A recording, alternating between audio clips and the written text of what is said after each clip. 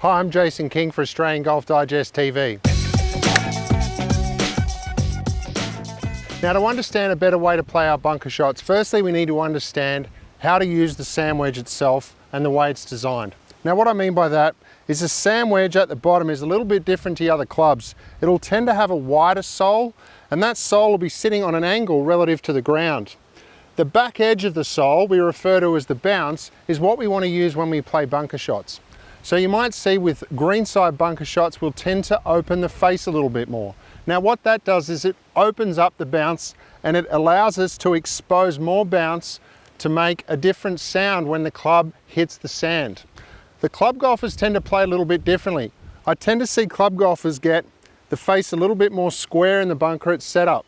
So when we use a square setup, the problem with that is it exposes the leading edge, which is the sharp front part of the sole at the bottom of the club. So when the leading edge hits the sand, what happens is it's gonna dig, and we'll probably hit the shot fat as the leading edge is really gonna dig into that sand. I remember watching a Nick Faldo clinic years ago, and he used to talk about the sound that he would make with a wedge in a bunker. That sound he referred to as a thud can only be made when we use the bounce of the club effectively. So like in most bunker shots, we're gonna have a slightly wider stance. We're gonna shift our weight a little bit forward, and we're gonna stay forward through that shot and move the club head and energy to the club head by working the grip end of the club.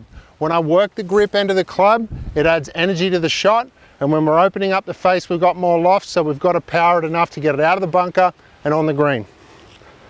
So, setups forward, work the handle, make the thud.